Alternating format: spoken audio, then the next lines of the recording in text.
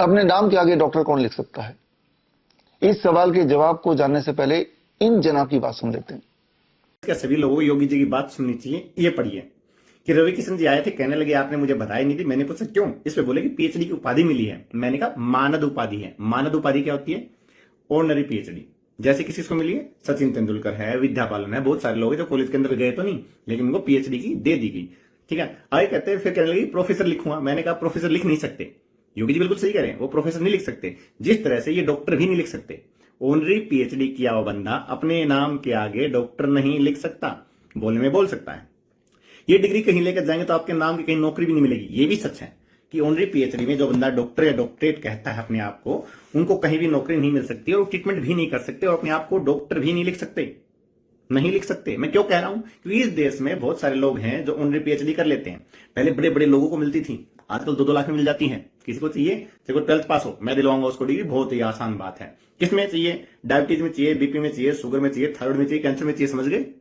हैं ऐसे भी आपके सामने, नाम आएगा डॉक्टर दिस एक्सपर्ट, वो ज्ञान दे रहे हैं। सरकार की अभी नाकामी है कि सरकार इन पे कंट्रोल नहीं कर पा रही।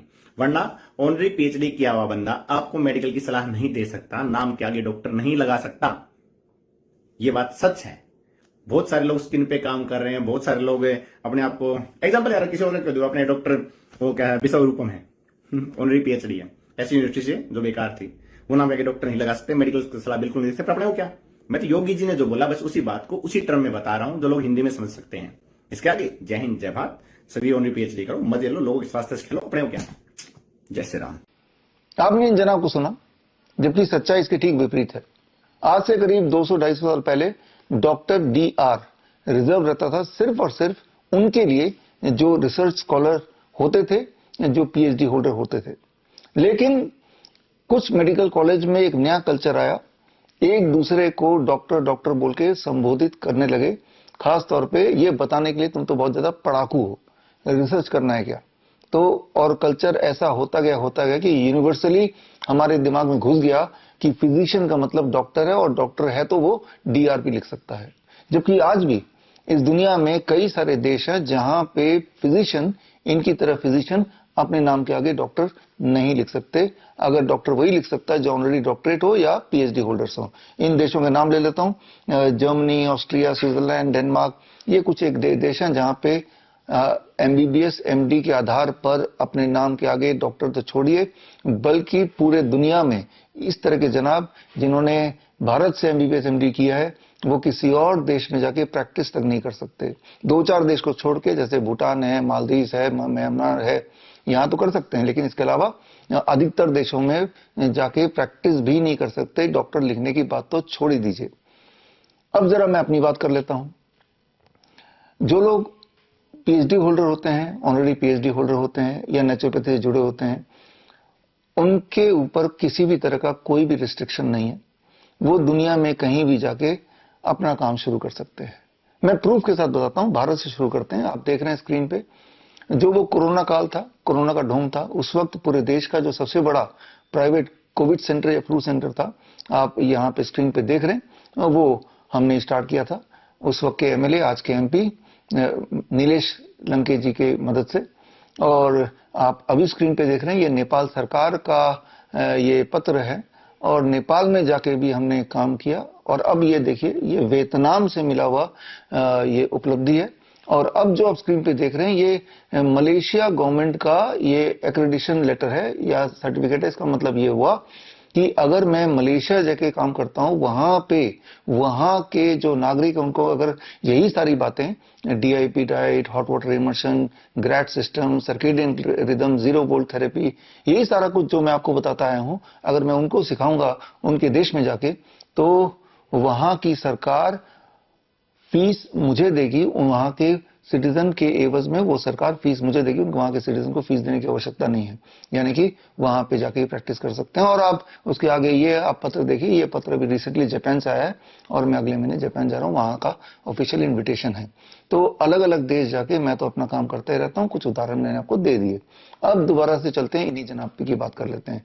इन्होंने ये ऐसा दिखाया या बताया, या इस तरह का इनका रुआब है कि बहुत बड़ी पढ़ाई कर ली है और एक ऐसी पढ़ाई जो बहुत थोड़े से लोग ही प्रिविलेज लोग ही करते हैं, तो वो बाकियों से अलग है। अगर तो बाकियों से अलग है, अगर आपको अपनी पढ़ाई पे इतना ज्यादा कॉन्फिडेंस है, तो आप हमारे साथ एक चैलेंज में आ जाइए। चैलेंज आपको पता है कुछ महीनों से बल्कि कुछ सालों से मैं देता आया हूं। एक बार फिर से वो चैलेंज दोहरा देता हूं। स्क्रीन पे ये 7 चैलेंज देख रहे हैं। इनमें से पहला चैलेंज तो एक बार मैं बता ही सकता हूं एक बार फिर से, कि दुनिया में ऐसी कोई एलोपैथी की दवाई नहीं जिससे कोई भी एक बीमारी 100% छोड़िए 1% भी ठीक हो जाए। अगर मेरी इस बात को कोई गलत साबित कर देगा इस तरह के डॉक्टर्स, तो मैं उनको 10 लाख रुपए दे दूंगा। ये चैलेंज मैंने पहले भी रखा था और ये चैलेंज अभी भी जारी है। और इसी तरह के 6 और चैलेंज आप देख ही रहे हैं स्क्रीन पे। स्क्रीन को पॉज करके ये सारे चैलेंज आप पढ़ ही सकते हैं। और इनमें से कोई भी एलोपैथी डॉक्टर्स अगर किसी भी एक मेरे चैलेंज को गलत साबित कर दे, तो हर एक गलती पे मैं 10 लाख रुपए दे दूंगा। कुल रकम 70 लाख की है। 7 मार्च को ये चैलेंज हमने एलटीजी ऑडिटोरियम रखा था, तब भी मैंने आह्वान किया था कि जो एलोपैथिक डॉक्टर्स हैं वो इन चैलेंज को स्वीकार करें। अभी तक तो किसी ने किया नहीं। फिर मैं 12 मई को दोबारा से चैलेंज की घोषणा कर रहा हूं। 12 मई 12 बजे मेरे ऑफिस में, IMT Faridabad, sector 68, plot number 413A, यहाँ पे आपका स्वागत है। 12 बजे आइए और लाइव डिबेट कीजिए। सामने 100 कैमरे होंगे, उनमें से 25 कैमरे तो लाइव होंगे सोशल मीडिया में, चाहे वो फेसबुक हो या यूट्यूब हो। और ये जो चैलेंज है 7 चैलेंज, इसके अगेंस्ट अगर आपके पास कोई सबूत है तो वो सबूत आप दिखाइए और मैं भी देखूंगा, दुनिया भी देखेगी। और हमेशा के लिए आपका जो एक मुहिम है मेरे अगेंस्ट, ये खुलासा करना या एक्सपोज करना, वो आपके लिए हो जाएगा और दुनिया देख लेगी कौन सच है कौन झूठ है। तो ये आपके लिए बहुत बड़ा मौका है, ये साबित करने के लिए, ये सिद्ध करने के लिए कि आप कितने विद्वान हैं, और ये साबित करने के लिए कि मैं जो भी बोल रहा हूं वो गुमराह कर रहा हूं या करता था या करता हूं। तो ये चैलेंज में कोई भी डॉक्टर अगर पार्टिसिपेट करना चाहते हैं तो फिजिकली आपका मैं स्वागत करता हूं। और स्क्रीन पे दिया हुआ जो ईमेल आईडी है bishrup@bishrup.com, यहाँ पे आप अपना डिटेल भर दीजिए, आपका नाम, आपका ईमेल आईडी, आपका फोन नंबर, ताकि हमें पता रहे कि आप आ रहे हैं। हम आपके स्वागत करेंगे और लाइव डिबेट होगा। जनता देखेगी, जनता डिसाइड करेगी कौन सही है कौन गलत है। अब इनके पास एक बहाना होगा कि हमारे पास इतना समय थोड़ा ना कि भाई हम आएंगे आपसे डिबेट करेंगे। हाँ, समय नहीं है, लेकिन सिर्फ समय इस बात का है कि आपको मेरे वीडियोस देखने का समय है, वीडियो पे चिंतन करने का समय है, उसके अगेंस्ट वीडियो बनाने का समय है। जैसे आपने ये वीडियो बनाया, या इस तरह के और डॉक्टर्स जो लगातार वीडियो बनाते रहते हैं। लेकिन जब मैं बोलता हूं कि सामने आके डिबेट कीजिए, तो अब समय नहीं है। तो खैर, आपका काम मैं फिर आसान कर देता हूं, आपको आने की जरूरत नहीं है। आप जूम के माध्यम से लाइव जुड़ सकते हैं, और अगर जूम के माध्यम से जुड़ना चाहते हैं तो भी आप bishrup@bishrup.com में अपना डिटेल भेज दीजिए, अपना नाम, अपना फोन नंबर, अपनी ईमेल आईडी। मैं आपको जूम लिंक भेज दूंगा और 12 बजे आप लाइव होंगे, स्क्रीन पे होंगे, मैं तो सामने होऊंगा ही, और आपको आने की भी जरूरत नहीं है। और आप अपने सबूत तैयार रखिए, और मैंने अपने सबूत तैयार रखे हैं पहले से ही।